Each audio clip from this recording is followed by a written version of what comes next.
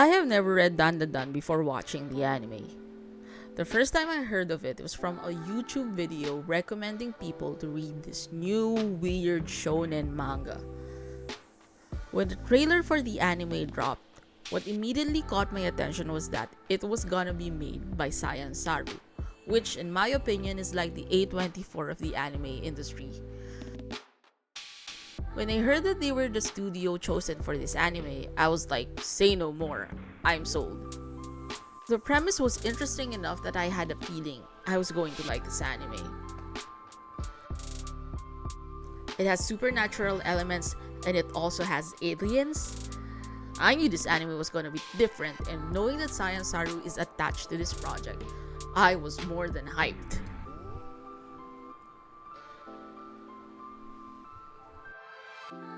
Then the pilot aired and I was blown away by the animation.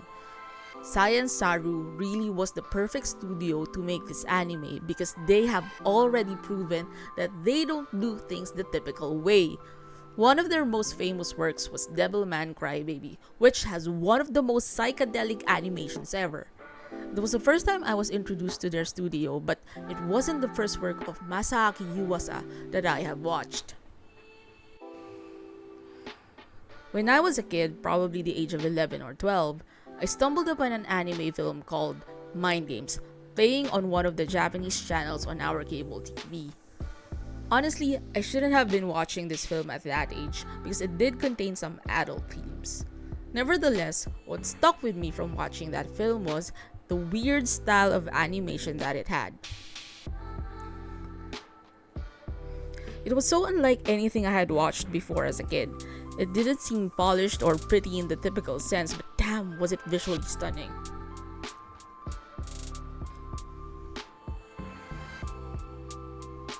And although Yuasa has retired and isn't actively working on Science Saru projects anymore, the thing that made me love his and Science Saru's previous works is evident in Dandadan, the sweet, stunning Sakuga.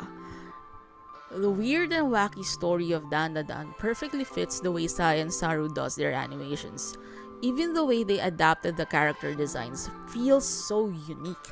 One detail that I always love seeing is the cute nose blush on the main characters. This small and somehow inconsequential detail adds more life to the characters and is just so utterly adorable. Like, look at that nose blush. I want to pinch their noses. Now, not all credit should be given to Science Saru, of course. We won't even have this anime if it weren't for its amazing mangaka, Yukinobu Tatsu. The unique story and the interesting character designs are all thanks to him. As I've mentioned earlier, I still haven't read the manga and a part of me doesn't even want to, just because the anime is just so damn good. But let's just see how I feel about it when the first season is over. I might be tempted to read and catch up, just because the story is just awesome so far. And here's the thing, there are animes that become popular solely because of how visually stunning it is. I'm not gonna name the anime, but if you're a fan of Trash Taste or Joey the Anime Man, you know what I'm talking about.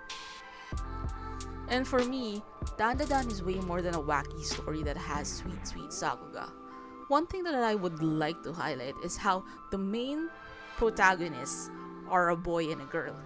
Usually when we talk about shonen anime, you have one male protagonist and the story mostly revolves around him. If he has special relationships, it's usually with his male friend or rival. It's waifu joshis prefer shipping the protagonist with his male friend. It deeply annoys me when animes don't develop the romantic relationship between the boy and the girl. So when they do end up together, when the series eventually ends, it always feels forced and uninspired. This is why when I watch Okarun and Momo act like they're in a slice of life rom-com, I genuinely feel glee and actually root for these two idiots. Usually in shonen animes, the main guy's best friend is a dude. Here, his first and only best friend is actually Momo. So, it's ridiculously cute when the two start falling for each other. And if they eventually end up together, and I really hope they do, or else I will riot, it won't feel forced because we were able to watch their relationship develop And we know that what they feel for each other isn't superficial because they first became friends who genuinely liked and cared for each other. And if that's not enough, the two of them are actually quite compatible as a team. They perfectly complement each other in battle, with Okarun being the typical brawn whenever he's in his turbo granny form, while Momo serves as the brains of the operation, being a great strategist who can come up with plans on the spot. I just really love how for the first time in a while, we have a male and female duo in a shonen anime who were actually the most important relationship in the story. Not him and his favorite male nakama. Now, before I continue ranting about the serious lack of decent romances in shonen anime, let me talk about probably the saddest episode of an anime this year. Episode 7.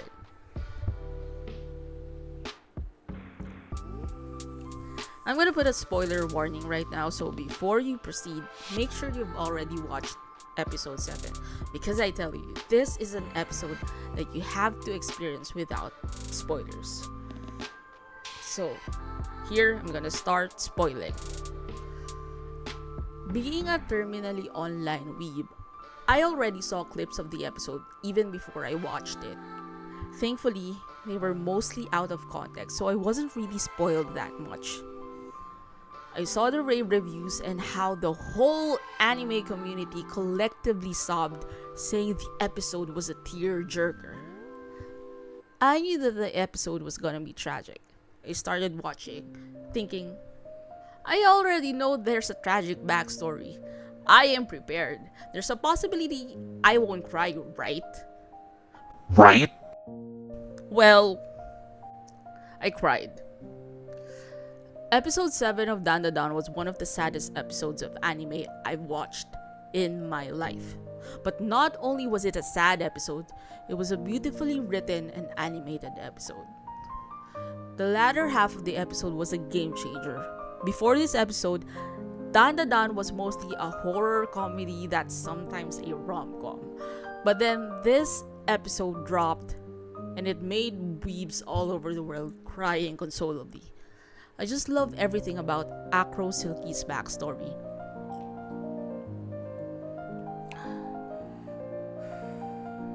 I feel like this whole sequence is a masterclass in storytelling and the famous adage, show, don't tell. I love how they don't outright tell us that she is a sex worker. They just show us this bleak scene of her alone getting up from the bed after the men have left the room, and we see a close-up of the money they gave as payment. They don't tell us that she's a failed dancer, but it could be interpreted that way. With her struggling to provide for her daughter, taking odd part-time jobs, and selling her body, not just to make ends meet, but to make sure her daughter is happy. But at the same time, she still dances because she loves it. And she teaches her kid how to dance as well. We see glimpses of who she is, both the good and the bad in her life. She's a struggling single mom, forced to sell her body, but despite having a miserable life, as long as she has her daughter, she has something to live for. But then, the reason for her existence is taken away from her. We don't know why. We don't know who these men are, or where they're taking her daughter, but we have an inkling. And the implication is terrifying. Till now, I am still disturbed by what happened. I think of the possibilities, and they're all horrendous. I really wish the girl is alive and well somewhere, but I know that's not important. That's not what the story is about. This is about a beautiful woman destroyed by this cruel world and turned into a monster. We don't know everything about Acro Silky. We don't even know her name. We don't know who's the father of her child, who the men who took away her daughter are, or why they did what they did. But we know enough to become emotionally invested in her character. And the scene where she was dancing on the rooftop of a building, damn. That was so breathtaking and haunting. They didn't explicitly show us her gruesome death. Instead, with artistic visuals and amazing sound design, they were able to creatively show how her life ended.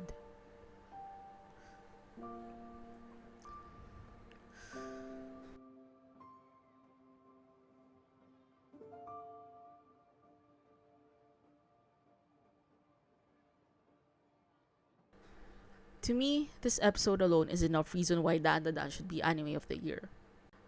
But it's not the only reason. I've already mentioned the sweet sweet Sakuga by Sai and Saru, the amazing chemistry between the two leads, and the interesting premise of the whole story. Wait, I haven't mentioned the hot grandma. They have a hot grandma. This show has everything. I didn't expect that my waifu of the year would be a gilf.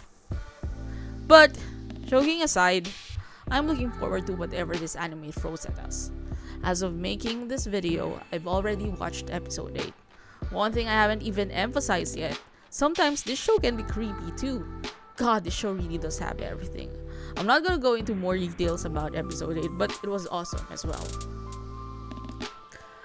This is my favorite anime this year, and honestly, it's starting to become one of my favorite animes of all time. I really think this is a must-watch for all anime lovers. That's it for now. This is my first ever sort of video essay / anime review. If you loved it, please like, comment, share, and subscribe. Hopefully, I could make another video soon. I'd really love for this channel to grow and to make a career out of this. Anyway, thank you for watching. Bye!